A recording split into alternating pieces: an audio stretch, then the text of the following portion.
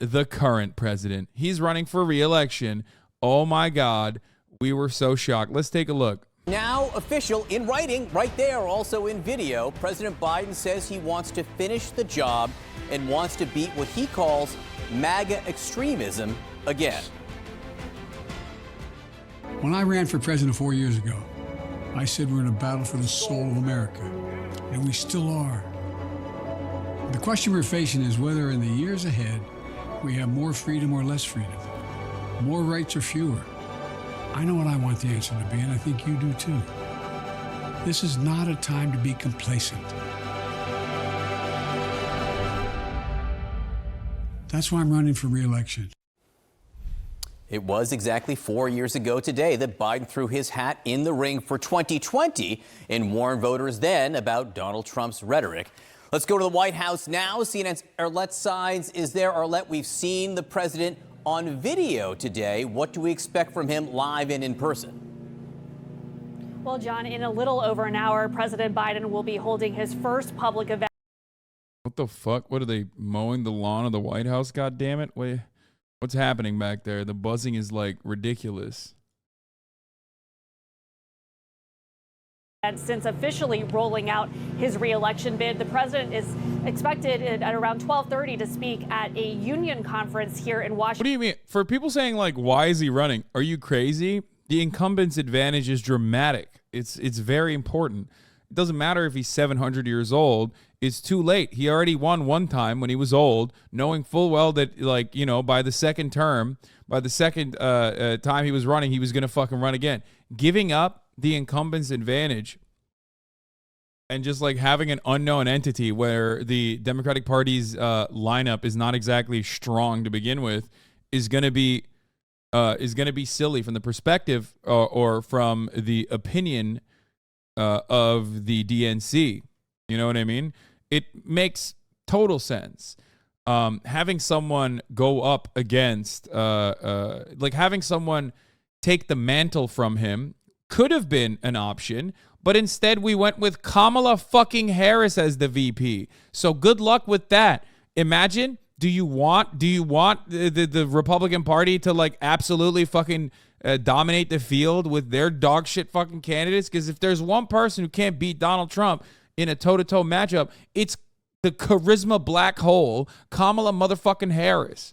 So not only does she suck, but also on top of that, on top of her personally sucking, the Biden admin also cucked her and put her in charge of like every annoying, awful, you know, make work, fuck right off, piece of shit job. They didn't exactly fucking tailor her VP. They did not exactly tailor her to be the next suitor, to be the runner-up as the vice president, to be the president. So that was awful, absolutely fucking devastating from the DNC side. A lot of people are saying gruesome Newsom. I mean, sure. That, you know, last time we had a fucking California governor become president, it was devastating for the United States of America. His name was Ronald Reagan. Now, but who knows? Who knows? There isn't an option better that can get enough people to agree in the Democratic Party. I don't think that Joe Biden is going to activate the base. He's not going to motivate the base, but who knows? Who knows? If Bernie Sanders runs again, you know where I'm staying. You know, I'm gonna absolutely fucking vote for him illegally and campaign for him and want everybody to vote for him, especially in the primaries. There are people that could be interesting, and some of which are controversial, some of which are not. J.B. Pritzker could be an interesting person to run potentially in the Democratic for the Democratic presidency inevitably down the line. Gretchen Whitmer is another one that's like controversial in this space, but probably could do a decent job. As far as like female candidates goes, I think Big Gretch is, pretty solid. You have Governor Gruesome Gavin Newsom, who doesn't really make a lot of waves nationally in a negative way. So that's kind of good. Even Donald Trump has said positive things about him, which is like pretty wild. Like he is somehow able to avoid the intense national scrutiny that like prominent Democrats get, partially because he's the governor of California, but they would just be like, oh my God, California is a fucking mess. You want everyone to be California if he ran. The young vote is moving towards Williamson. Yes, dude, totally. Look, I love candidates like Marianne Williamson. I think it's great that she's running. But if you legitimately think that because like TikTok is promoting her a lot, that she's genuinely moving the fucking needle, I don't know what to tell you. You are literally just, wake up, please. Snap the fuck out of it, okay? It is perhaps, it's interesting to see what will happen with like how much TikTok can genuinely shift Democratic politics, but I suspect that you are out of your fucking mind, I think, if you think that she's like...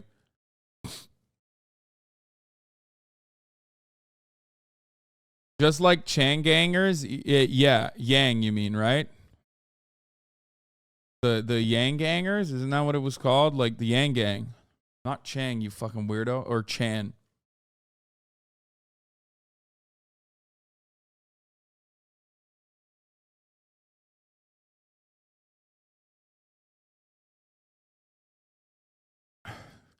It's funny because like Chan Gang does make sense, not just for Andrew Yang, but for like a litany of other crank candidates that were propped up because they were like 4chan picks, you know what I mean? And they were not nationally prominent, you know what I mean? I think that's a dumb take. Williamson is doing pretty good so far. What metric are you saying Marianne Williamson is doing pretty good so far? Where is this coming from? Have you looked at a singular poll? Like, she has no fucking mainstream media coverage, possibly by design. Okay, like you probably have seen the Asanox thread or something. I don't know. Which as much as I love Asanox, I do heavily disagree. I haven't even read that fucking thread, but there is no. That's not happening, dude.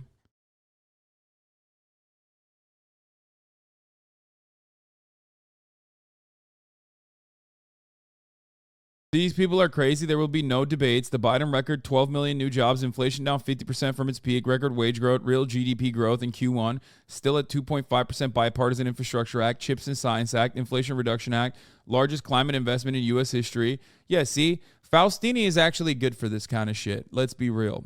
Okay, if we're going to do electoralism for a brief moment and we're going to talk about like elections from the perspective of a two-party political structure where both parties are actually beholden and enslaved by the bourgeois interests, yes, this kind of attitude is actually something that you're going to see a lot on CNN and MSNBC, and there is some truth to it, of course. Obviously, if you are a little bit interested in electoral politics while also simultaneously a leftist person, like a legitimately leftist person, you recognize that Faustini literally just brought up every single talking point that shows how far the Biden agenda has fallen short of the actual promises that it had made.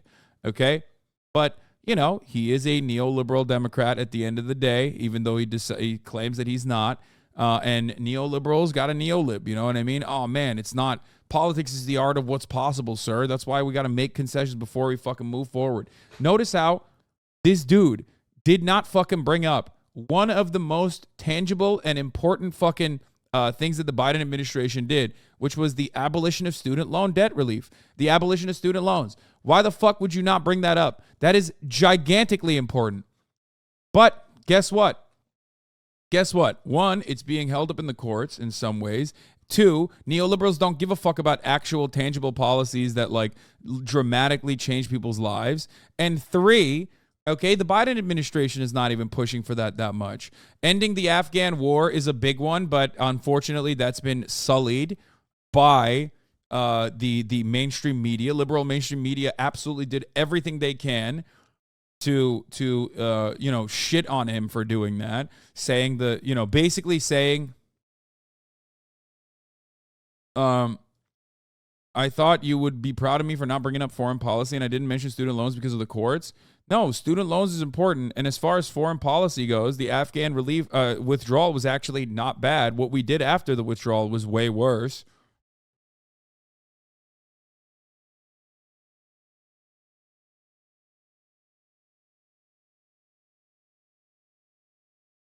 Anyway, was the Afghan agreement not made before Biden was president? It doesn't matter. The person who had the moral courage to follow through on that was Joseph Robinette Biden. And I will always respect him for that. You know, I don't give a shit what people say. I defended him back then. There are two major policy, there are two major policy moments that I have aggressively defended in the Biden administration. Student loan debt relief was one of them, which they haven't done enough advocacy for some fucking weird reason. Freaks. And two, Afghanistan withdrawal was actually great. Biden, on the other hand, has been very dramatically anti-union, had a tremendous amount of opportunity with the IRA to ensure that like any kind of infrastructure spending or any kind of fucking contracts that we offer to foreign capital or even, companies that want to open up factories here, because we have a shitload of money for renewable energy lined up, climate investments that he was talking about. Those investments could have been conditional. They could have been, hey, like with one easy fucking move, Biden could have said, we're giving you the money faucet. That means you have to have unionized workplaces. Could you imagine? That's how you do. That's politics, right? I mean, that's not everything. That's not immediately fucking turning around and like instituting a communist utopia. That's just like within the boundaries of reason, something that other countries do all the fucking time. He could have done that. He didn't do that. He didn't push for that. Every single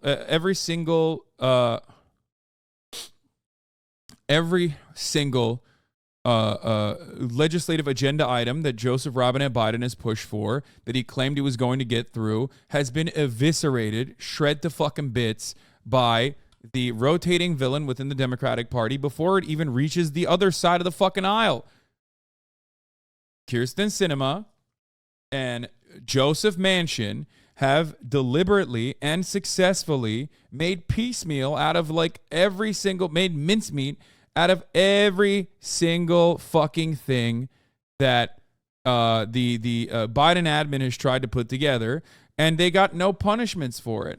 Kyrsten Sinema even fucked right off after getting the greatest gift of all time, okay, as a Green senator, as like a first-term senator, being allowed to be the signatory and like the crafter of the massive bipartisan infrastructure, massive bipartisan infrastructure legislation, and then fucking right off and turning around and doing this and being like, I'm actually fucking independent now, dog. Like, that is so disrespectful. It's so fucked up. Like, I'm talking about this from the perspective of like someone who I'm putting my Democratic Party hat on for a second to just like make that assessment here. And it is the greatest cucking. It is such an aggressive cucking. Sneeko looks at situations like that. Okay. Sneeko looks at that and goes, oh my God, I wish I was the Democratic Party. I wish I was sitting at the head of the DNC right now because, oh my God, I just got ass fucked by literally the big hulking bull that fucked my wife. Okay. That is what Kyrsten Sinema, okay, the most annoying person on the fucking planet, was able to do to the Democratic Party, okay? A cucking that was so public, a shellacking that was so gross in many respects that, like, Sneeko starts drooling when he thinks about how humiliating that is for the Democratic leadership. Washington, D.C., as he looks to highlight his ties to the labor community, but it also highlights the strategy of how the president will be deployed in the coming months. Advisors say not to expect the president to be out there on the campaign trail holding these large-style rallies, Instead, they believe that one of his main selling points to the American people will come as he's simply doing the job as president. So he will be speaking at that union event today. He is also, over the course of the next 2 days, hosting the South Korean president here at the White House. A bit later today, Vice President Kamala Harris will be speaking at a reproductive rights rally at a time when abortion has been a mobilizing issue for Democrats. But this all comes as the president is officially rolling out his campaign. The president really trying to draw comparisons to his 2020 launch when he had warned there is a battle for the soul of the nation. He is saying that that battle is not yet complete and he needs another 4 years in the White House. He is also trying to warn that American freedoms are under siege by. Please tell us the center-left party in any post-industrial economy that's been more successful than the U.S. Democratic Party since 2018. UK, no. France, no. Sweden, no. Finland, no. The list goes on. They're resting on the laurels. Wait, what a fucking stupid take this is, dude. What are you talking about? First of all, this is an insane comparison to make because they're already riding on the fucking laurels of like, you know how the United States of America rests on the shoulders of the FDR New Deal agenda, okay? This guy, Faustini, claims to be an FDR New Deal Democrat, right? So he should respect that sentiment, right? That's literally what the fuck every European country is sitting on top of. What do you mean? They have only been able to withstand neoliberal evisceration exclusively because of everything that like the trade unionists and communists did before them. What the fuck are you talking about? That's the reason why in countries like the ones that you just mentioned, okay, it's completely out of the question to privatize certain key components. And every single time they do that, every single time that does happen, there is massive public outcry, massive public backlash. The idea that like center-left parties are super successful, and noticeably, by the way, you mentioned UK. What are you talking about? What are the Lib Dems doing? That's the center-left party, right? Are the Lib Dems even a viable fucking part of any coalition in this country, in the UK? Where is the center-left Lib Dems at? They're nowhere to be fucking found. They're a joke. UK Labour clearly to the right of the US Democratic Party right now. Even with Keir Starmer, UK Labour is not clearly to the right of the US Democratic Party right now because the UK at the very least has viable labor unions that still have a lot of outside influence on what the fuck the Labour Party does. You are out of your fucking mind. These countries that you're referencing, you're making up metrics in your mind to like make them seem like they're more neoliberal than they are. I criticize UK Labour under Starmer all the fucking time. It's dog shit. It's awful. Okay? But you have to be on trans rights, on immigration, on crime, on spending. He's all to the right on Biden. Brother, of course on trans rights or on immigration or on crime, he's to the right of Biden. On first of all, no. On trans rights and on immigration, he might be to the right of Biden. But on fucking crime, he is exactly like Joseph Robinette Biden. They both talk about how much they want to fund the police. What the fuck are you talking about? They are identical in that regard. But it doesn't matter because you're doing the liberal assessment. The liberal assessment dictates that you do not analyze the current material conditions in any country and do a blanket like, look, this person shits on trans people. Joe Biden actually said trans people are nice. Therefore, Joe Biden clears, this other nation's trans policies, as though that is any indication for the overarching attitude that they have towards social spending and social safety nets. Okay? You're wrong. You're wrong on that front. Fuck.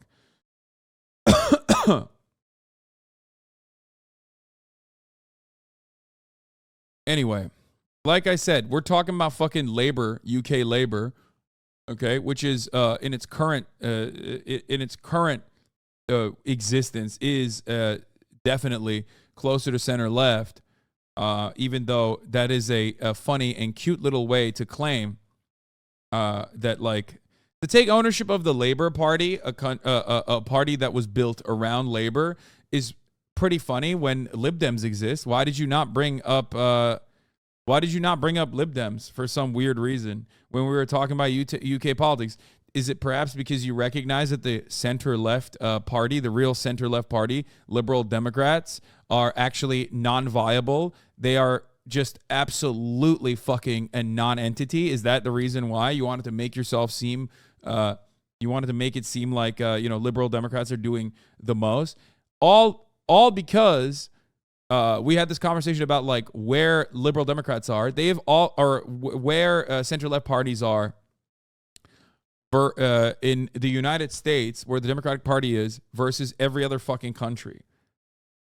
The Democratic Party couldn't even increase minimum wage when they had the opportunity to do so because they brought up some fucking bullshit reason, like the Senate parliamentarian is not allowing us to do that. The idea that like the American two-party process is not insanely fucking insanely right-wing in economic policy in a country that doesn't have adequate social safety nets nor nationalized or socialized healthcare is silly. Okay? German government and unions reach pay deal for public workers. Yeah. In the United States of America, we have no union participation in the economy. And when there is powerful unions, they turn around and fucking try to do a strike, and then Biden stops them from doing it.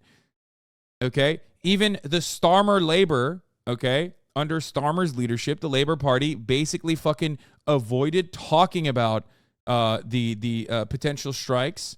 Okay? But it doesn't matter. At the end of the day, because the labor unions are still viable, they can at least like bully the party around, the party that is ostensibly on the left. This does not exist in the United States of America. Biden deported 990,000 immigrants, Trump 460,000. Nice leftist Biden. Yeah.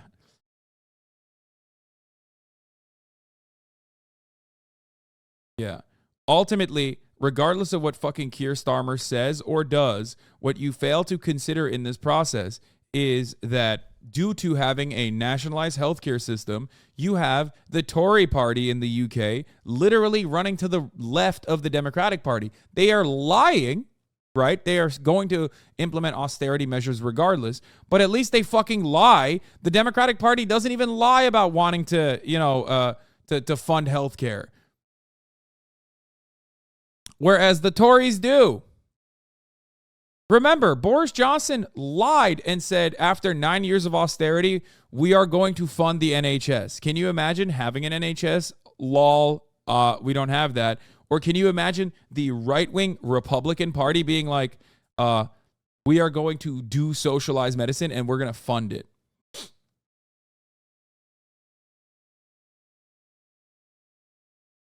Nah, you're wrong. It's true that a lot of Democrats over here be Tories, but Tories are 100% to the right of the Democrats. Maybe I misheard you. Of course, Tories are still the right-wing party and very right-wing in the UK. I'm saying that if you look at the actual material conditions, though, and the actual social policies, social spending that exists in these nations, the Tories can't get away with fucking... the Tories can't get away with straight up being like, we're going to cut social safety nets. They can't. Okay?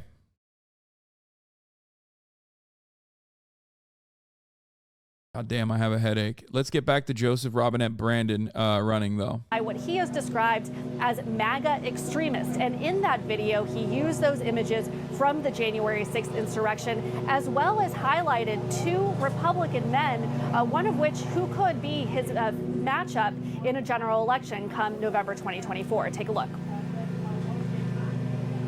Around the country, MAGA extremists are lining up to take on those bedrock freedoms, cutting Social Security.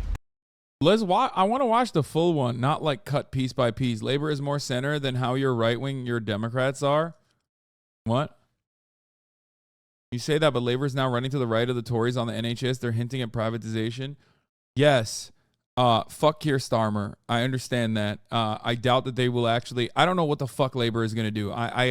I'm sick and tired of having this conversation. The point is that there is a center-left party in the UK. They didn't even bring that up. They didn't fucking bring up the reality on the ground with a nationalized healthcare system. They didn't bring up the fact that even the Tory party, regardless of like its attempts to implement austerity measures, recognizes how unpopular it is. Okay? Here, let's just watch the full fucking ad real quick. I got sidetracked to oblivion.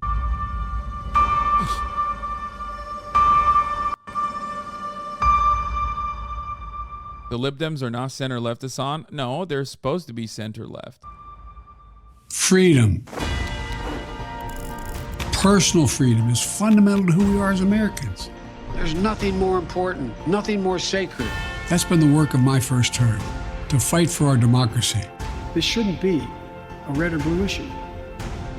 To protect our rights, to make sure that everyone in this country is treated equally and that everyone is given a fair shot at making it. But you know, around the country, MAGA extremists are lining up to take on those bedrock freedoms, cutting Social Security that you paid for your entire life while cutting taxes for the very wealthy, dictating what healthcare decisions women can make, banning books, and telling people who they can love, all while making... I mean, look, the Republicans have gift wrapped someone who is not going to rock the fucking boat an absolute lock, okay? Everything that the Republicans are doing at the state legislature level is so unimaginably insane that, like, a Democrat that's like, I don't want this to happen, don't you think that's crazy, is just going to look better. So, you know, you can have someone who's old, but at least has, like, run the country, you know what I mean? And no matter how much people try to say, like, the country is fucking terrible, the country's terrible, vibes across the board show Brandon looking good. Now, of course, a lot can change in the next year. The economy could, implode once again. We can have a severe recession, and people start genuinely experiencing the most devastating impacts of that. I've said this before. Donald Trump lost because COVID happened. Donald Trump would have absolutely won if COVID hadn't happened. He could have probably even won if COVID hadn't happened to him directly.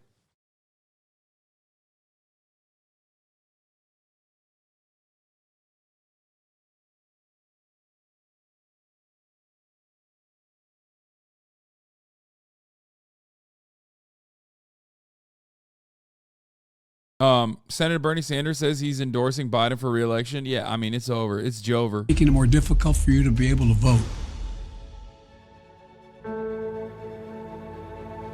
I want to bet he didn't even get concessions from him to do this. I mean, he's 7 million years old, dude. Everybody calm down. Stop yelling at Bernie Sanders. Like, let the man fucking rest. Let the man fucking rest and you know, live his remaining days out as he tries to, I don't know, as he tries to exist on this planet.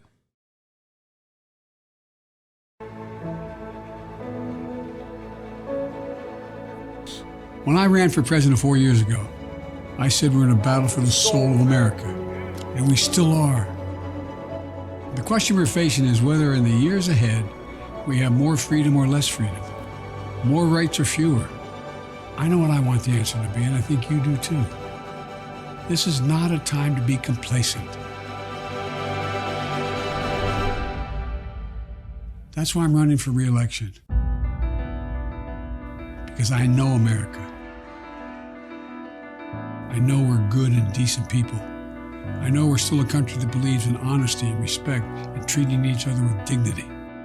That we're a nation where we give hate no safe harbor. We believe that everyone is equal, that everyone should be given a fair shot to succeed in this country.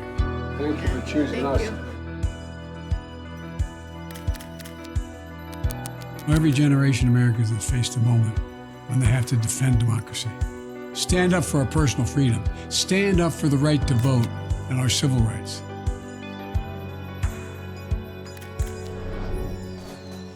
And this is our moment.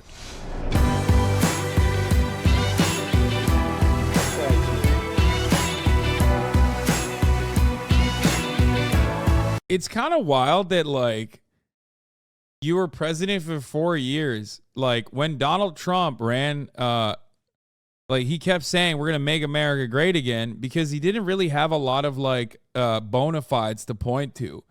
It's weird that this ad doesn't show any of the things that Faustini was chirping about in the chat.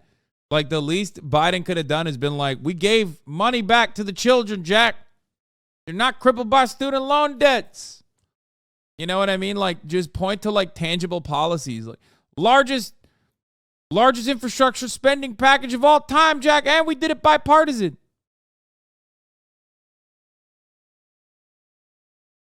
Yeah, the only policy that gets any real airtime, yeah, Ryan is right, is voting rights, and it's also the policy he gave up on the fastest. There's a passing mention of abortion rights, of course, without saying abortion rights or even Roe, but no suggestion of what he'll do about that. Presumably, he'll codify Roe, but that's left to the imagination. Zero on what he'll do when it comes to jobs, wages, inflation, union power, healthcare. He's going to fight the MAGAs, though.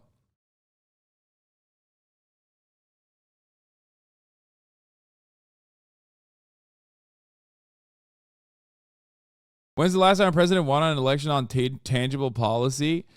Well, here's what you got to do. There's the defensive strategy, which is like, MAGA Republicans are crazy, Jack, don't you think? Okay. And then there's the offensive shit where you could turn around and be like, this is what we did. It's got to have a bit of both.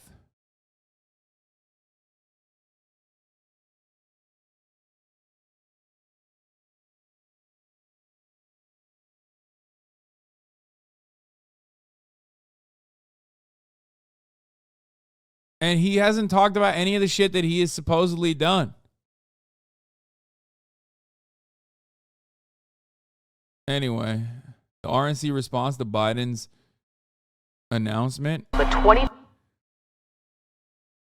mean, this shit's going to be weak too. America's political institutions are getting weaker and weaker. Let's be fucking real, dude. Congress is bullshit. It's got no fucking power. Whoever wins is supposed to stack the courts now. Like, that's the Republicans have set the game up so that, like, you're supposed to win and then you're supposed to fucking pad the courts. Congress's most significant proposal and the legislative body's most significant power is basically beefing up the judiciary with filling the ranks with like Democratic or woke judges and justices. Okay, let's just fucking watch this while I clean everything up. God you paid damn for it. your entire life while cutting taxes for the very wealthy, dictating what healthcare decisions women can make, banning books, and telling people who they can love. Now, as this campaign formally takes shape, the president is facing some challenges, including polling that has shown that the majority of Americans do not believe he should seek a second term, with many saying that some of their concerns relate to the issue of his age. But President Biden and his allies believe that he has a strong record to run on and that ultimately voters will side with him when compared to the Republican alternatives. Arlette signs for us at the White House. Arlette, as she points out, very interesting. On the campaign video, you see scenes from January 6th, even before you see Joe Biden himself, Sarah. You can tell where he's going with that. All right. And with Biden's announcement this morning, the 2020 presidential race is entering a new phase. The field beginning to take shape. Let's take stock of who's in and who's out and who still has yet to potentially declare. Here are the candidates we know are running now. On the Republican side, former President Donald Trump, former Governor and Ambassador Nikki Haley, former Governor Asa Hutchinson, conservative radio host Larry Elder, and businessman Vivek Ramaswamy.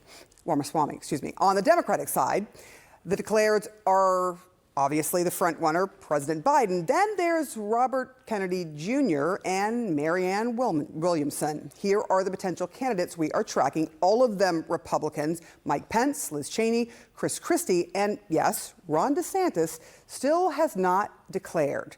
There is Kristi Noem, Tim Scott, Chris Sununu, and Glenn Youngkin. So when are they going to end this guessing game one way or the other? Here's Ron DeSantis on that question.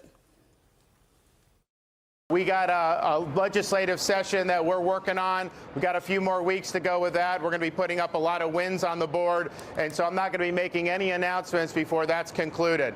Okay, are you leaning one way or another?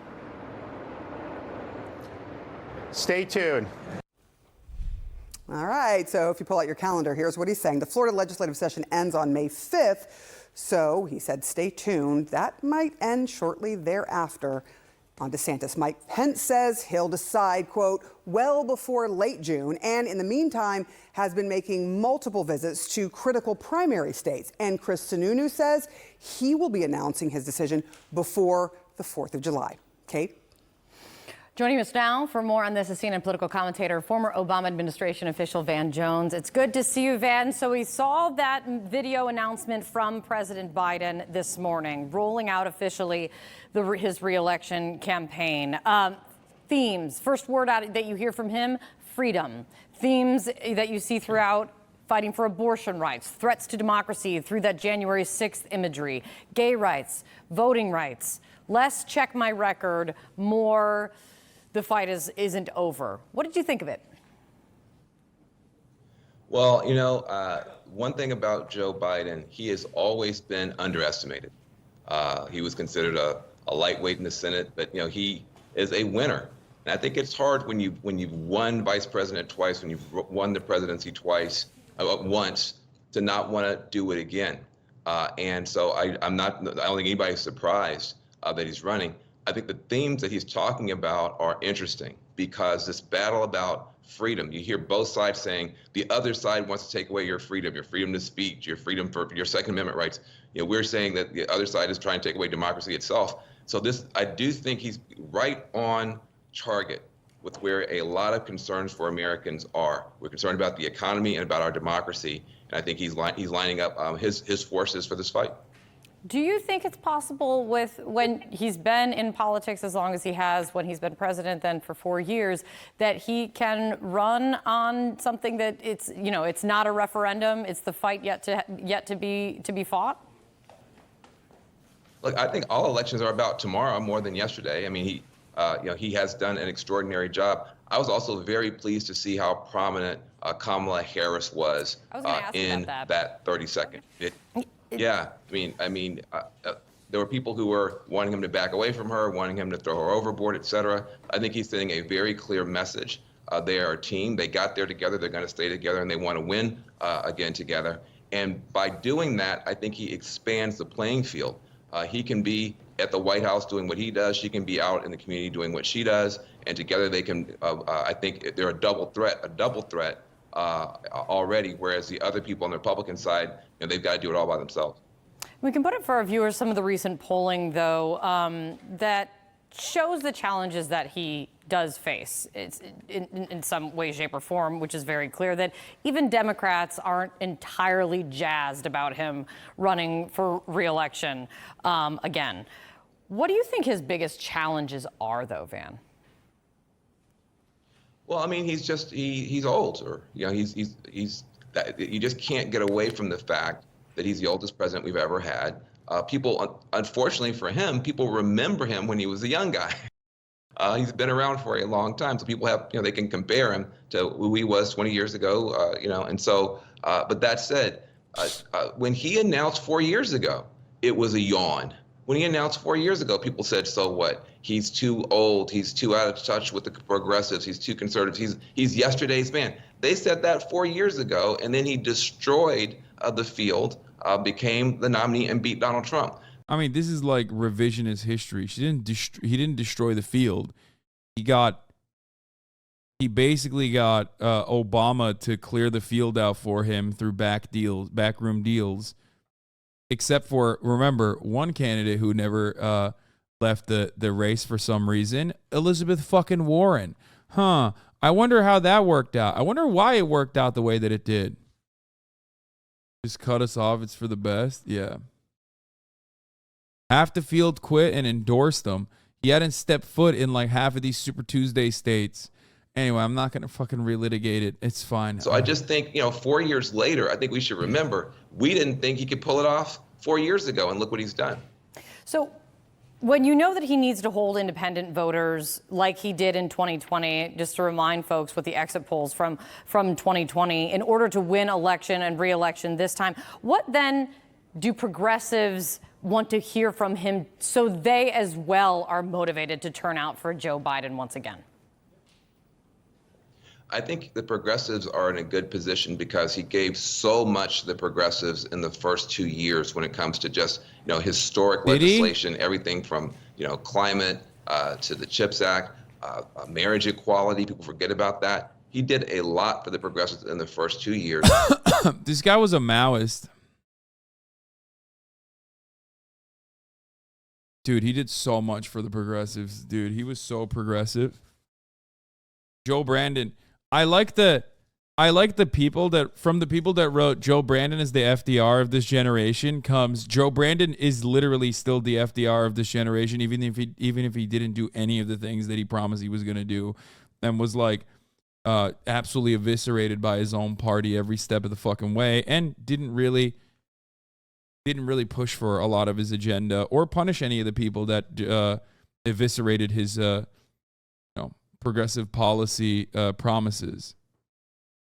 Let's finish. Going forward, I think the progressives are going to be answering the call to defend democracy, and I think that's going to be appealing to both progressives and independents. So listen, people always say the same things about Joe Biden. I often say those things, and then I have to eat my words because later on, it turns out he was good for the progressives. I think he will be able to hold on to the moderates going forward because the Republicans are going to be so extreme, and he can probably pull this off. But right now, his numbers are terrible. People are whispering that he's too old. In other words, he's right where he was 4 years ago, being underestimated. That's why I always love having you on, Van. It's always good to see you. Next time. Yeah, here's the thing. When the media underestimated him, they were wrong. Now they're literally saying, well, we're underestimated him and we were wrong, so he's actually going to do well.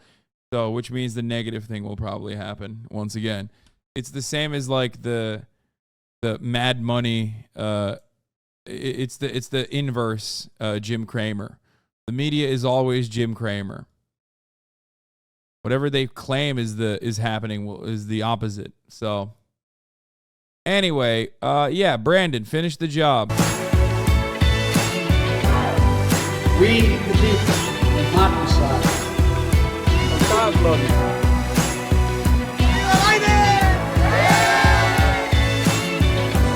So if you're with me, go to joebiden.com and sign up. Let's finish this job. I know we can. Because this is the United States of America. There's nothing, simply nothing we cannot do if we do it together.